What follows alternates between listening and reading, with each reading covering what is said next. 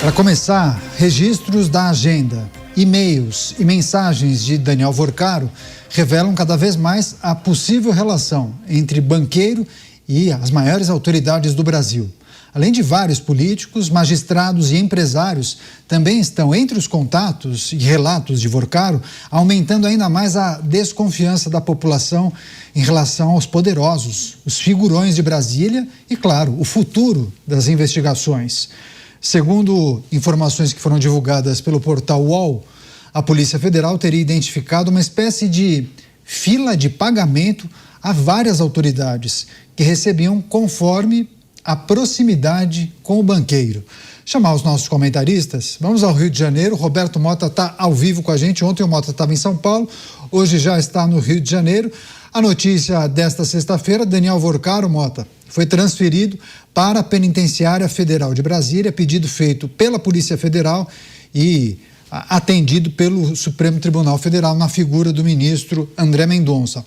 Mas o questionamento que eu te faço é o seguinte: a cada dia que passa, novas informações vêm à tona, informações são divulgadas e, inclusive, são esmiuçadas pelos vários veículos de comunicação, e a gente percebe uma relação muito próxima de Daniel Vorcaro com várias autoridades e servidores, inclusive com isso que traz a notícia, né? Uma espécie de fila de pagamento. Ele tinha uma folha de pagamento em separado para esses servidores que, obviamente, prestavam muitos serviços exclusivos para ele e para o Banco Master. Bem-vindo. Uma pessoa muito organizada, né, Caniato? A gente não sabe onde está o espanto maior, se é com esses fatos ou se é com a forma como eles estão agora sendo revelados. Boa noite para você, boa noite aos meus colegas de bancada, boa noite à nossa querida audiência. Sejam bem-vindos ao reality show preferido do país, o Banco Máfia.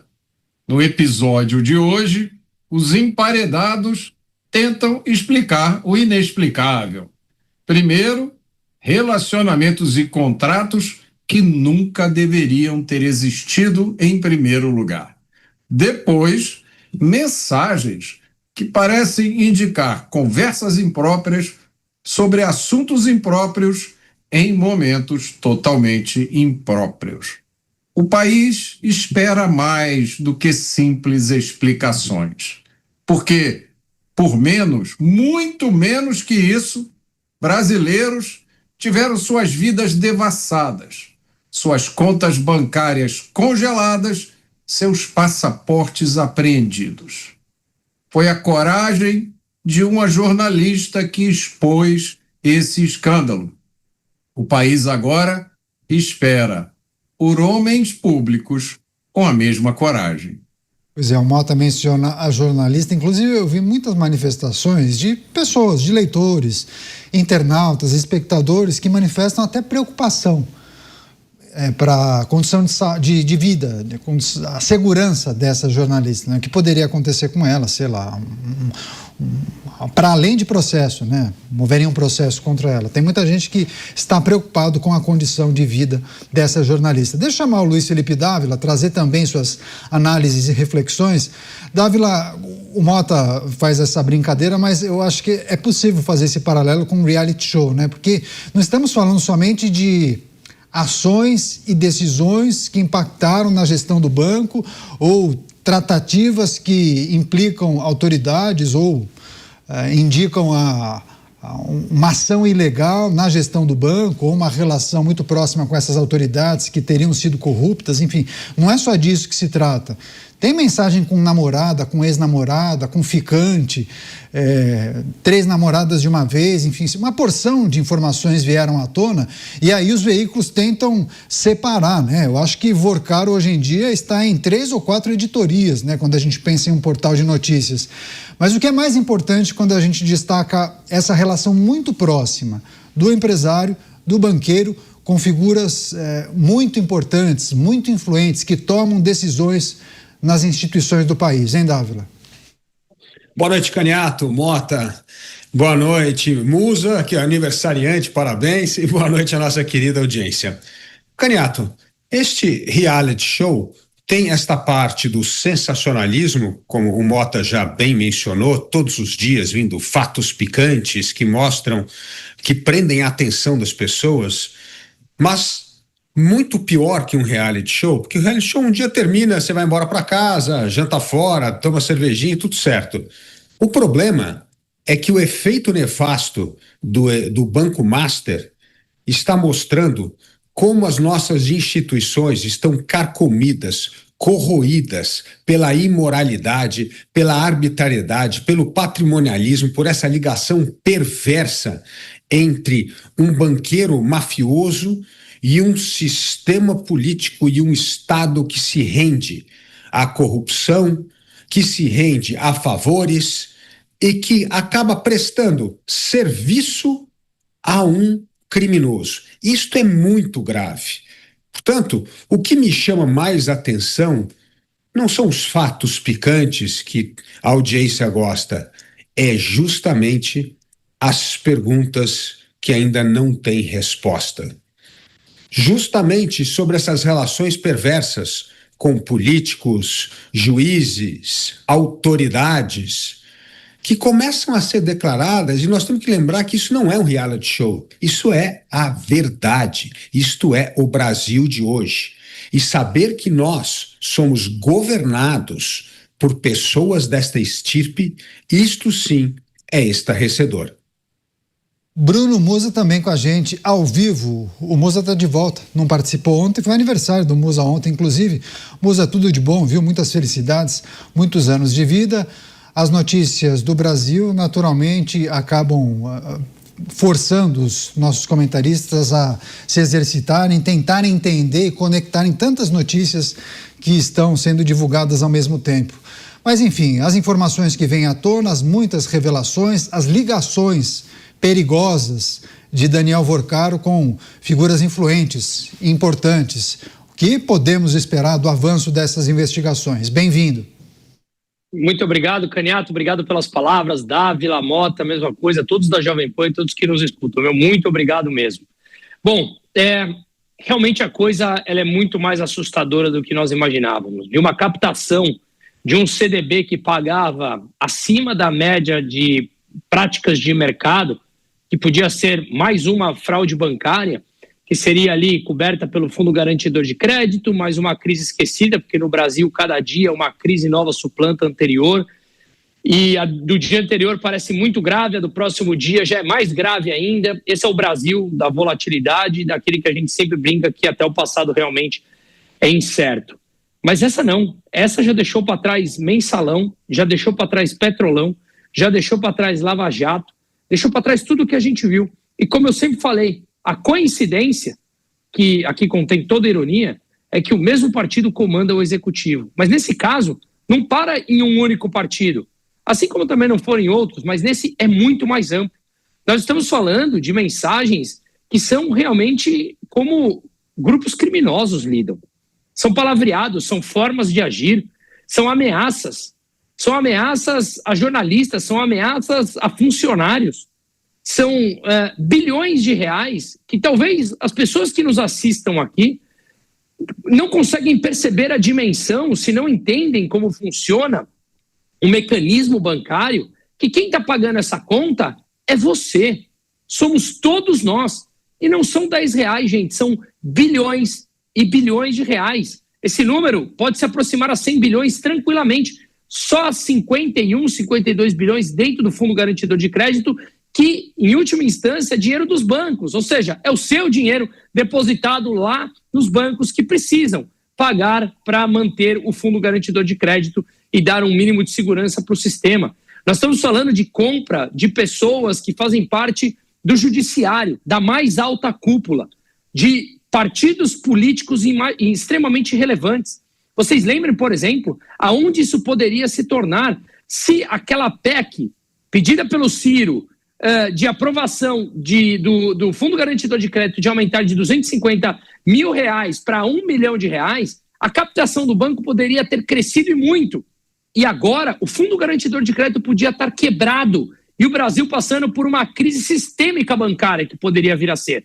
Com todos os envolvidos sendo da mais alta corte, sendo políticos dos principais partidos do Brasil. Isso mostra claramente uma forma de crime muitíssimo bem organizado. É extremamente importante o que nós estamos vivendo. Veja, eu estava brincando outro dia aqui, em meio a tudo isso, falando, acho que até o Donald Trump falou, Irã, vamos parar um pouquinho com a guerra, porque o que está acontecendo no Brasil é realmente impressionante. O nível de discurso, o nível dos comentários, a troca de mensagem, a forma de escrever num bloco de nota e mandar para apenas uma visualização, mensagens poucos minutos antes de ser preso, com uma troca com o ministro.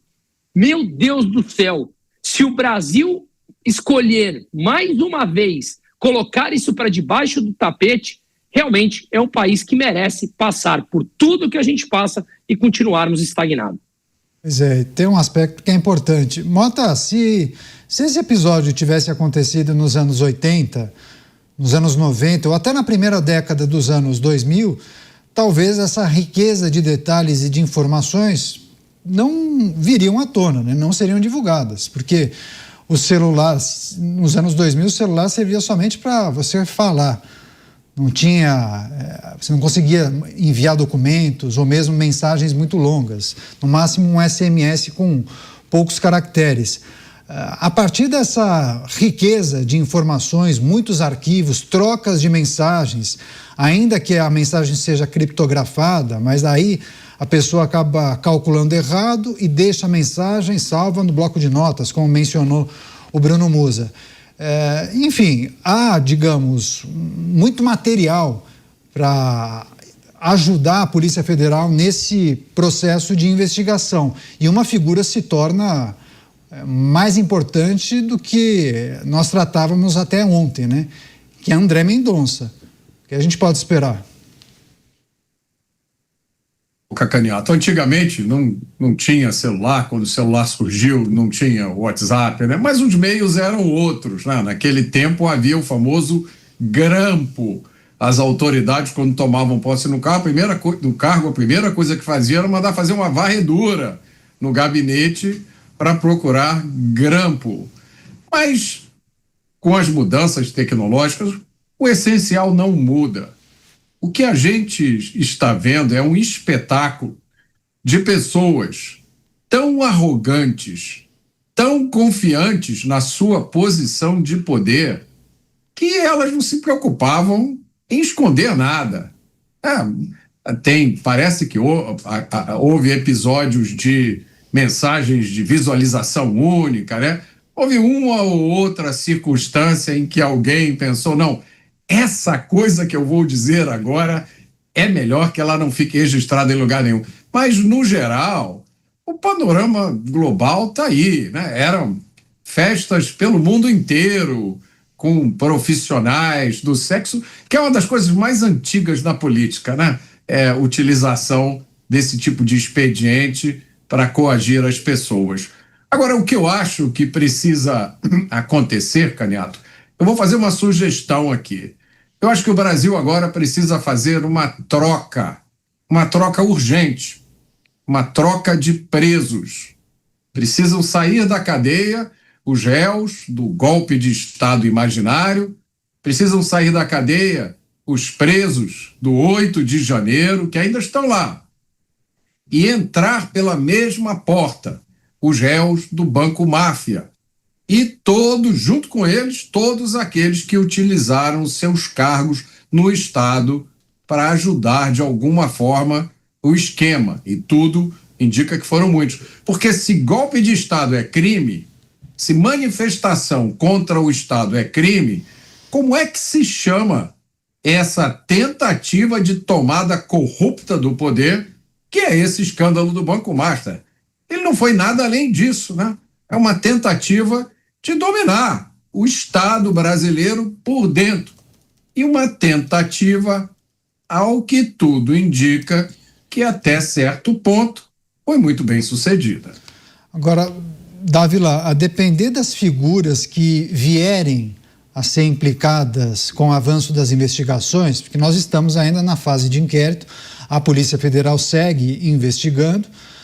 Concluído o inquérito, vamos aguardar o parecer do Ministério Público, mas a depender do que for apresentado, do que as investigações apresentarem, o que você espera? Quais figuras ou quais instituições, além de figuras, quais instituições lhe parecem fundamentais nesse processo? Porque eu fico imaginando, se aparecerem, sei lá, deputados federais, naturalmente o STF vai ser a corte que vai tratar das questões que envolvem uma figura com foro privilegiado. Mas e se porventura aparecer no avanço das investigações, um magistrado? Aí você entende que o legislativo deveria aparecer, enfim. Quais instituições para você têm papel fundamental nesse processo de investigação? Caniato, o problema é tão grave que não vai escapar nenhuma instituição. Todas as instituições têm personagens importantes envolvidos nesse escândalo. Por isso, Caniato, o que mais me preocupa é a reação do corporativismo para abafar, enterrar, sepultar, dizer que essas provas não podem ser usadas no caso de uma ação. É começar a descobrir qual é o meio para impedir que esse escândalo venha à tona. A grande vantagem que nós temos desta vez é que há funcionários públicos de carreira decentes, probos, impolutos, que estão indignados, como o Banco Master esparramou as suas ligações por todo o Estado brasileiro e estão dispostos a continuar a denunciar. O que traz boa notícia é uma imprensa que caiu às vendas dos olhos e agora está olhando de frente os problemas de um país que viu as suas instituições se degenerarem rapidamente nos últimos anos por total desrespeito ao cumprimento estrito da lei e da Constituição. Portanto, Caniato, o que nós temos hoje são instituições públicas, como a Polícia Federal, Banco Central, fazendo a sua parte. Nós temos servidores honestos e indignados com o que está acontecendo. Nós temos uma imprensa ativa e isso impedirá que esse escândalo, que já tomou o vulto que tomou, que eles consigam criar a ilusão de que podem colocar novamente numa caixinha, trancar e deixar no cofre ou varrer o problema para debaixo do tapete. Portanto, Caniato, entramos num território perigoso, incerto, volátil, que a cada dia vai ditar o ritmo e o andamento das denúncias de uma forma incontrolável. Não dá mais para aquela antiga arbitrariedade usada no passado produzir resultado no momento que isto está completamente difuso hoje. Portanto, vivemos dias perigosos, mas é um bom perigo, porque, Caniato, o Brasil vem assistindo à arbitrariedade do poder há muito tempo e a maioria das pessoas fizeram cara de paisagem, vista grossa e toleraram o que aconteceram. Agora, não dá mais para resolver a doença com aspirina. Nós vamos ter de fazer uma operação, uma cirurgia que vai doer muito, mas é o único jeito de resgatarmos a credibilidade das instituições e voltar a acreditar que podemos ter uma nação livre e democrática. Pois é, para as pessoas que nos acompanham pela TV por assinatura, TV aberta e também plataformas digitais, temos a fotografia, a foto de Daniel Vorcaro, quando já com os cabelos curtos e sem a barba, naquela foto tradicional, ao entrar na penitenciária, com aquele medidor de altura ao fundo, né? Uma foto de frente e uma foto de perfil. E, curiosamente, não com aquele cabelo bem baixo, não, um cabelo um pouco mais alto, e mantiveram pelo menos a costereta, mas tiraram a barba e os cabelos longos também foram retirados. Está aí Daniel Vorcaro no seu mood detento. Deixa eu passar para o Musa trazer a sua reflexão sobre um aspecto que muita gente acaba, nas conversas de dia a dia, muitas pessoas reproduzem uma impressão de muitos de vocês, né, de que isso não vai dar em nada, vão engavetar, tem muita gente importante envolvida e quando é assim eles dão um jeito para abafar, vai dar impeach, etc. Você não acha que essa investigação, ô Musa, já atingiu, inclusive por conta dos vazamentos, e daqui a pouco a gente vai se aprofundar na história dos vazamentos, mas por conta dos vazamentos e também por causa da cobertura da imprensa, você não acha que essa investigação já atingiu o ponto de não retorno? Não dá mais para esconder e colocar isso debaixo da gaveta, lá no fundo da gaveta, Musa?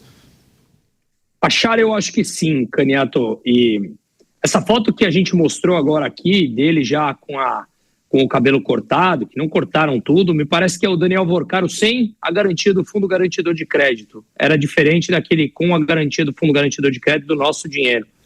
Outra pessoa, né? O que me parece é que passou sim de um ponto de não retorno. E eu não digo por conta das instituições brasileiras, porque elas se mostram capazes de absolutamente tudo. E lembre-se, sempre que eu falo, vamos tirar a questão das instituições abstratas. São pessoas. Quem representa cada uma daquelas instituições? Quem tem o poder de caneta, de fato, nelas? Essas são as instituições. Dessas pessoas eu não duvido absolutamente nada de continuar estampando em nossa cara cada vez mais e chamar a população brasileira de boba. Minimamente dizer boba. Ou seja, eles poderiam tentar fazer absolutamente tudo. Mas, realmente, o trabalho investigativo que está sendo feito agora pela, principalmente, a maior mídia, maior canal de comunicação do Brasil, eu vi em 3 ocasiões, hein?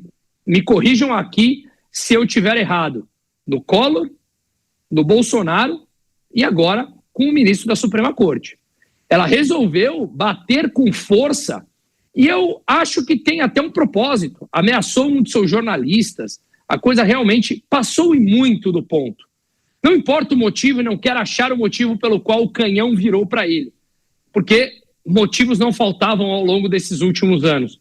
Mas a verdade é que me parece que esse ponto de não retorno que você citou de fato aconteceu porque atingiu uma grande mídia de massa que atinge boa parte da população, que vem no seu poder de compra ser corroído ao longo dos últimos anos, por mais que falem que a inflação está 4,5%, que os números econômicos nunca estiveram melhores, enfim, tudo aquilo que a gente já comentou aqui, que há uma certa narrativa por trás de tudo isso, a população perdendo esse poder de compra ao longo do tempo e assistindo isso estarrecido.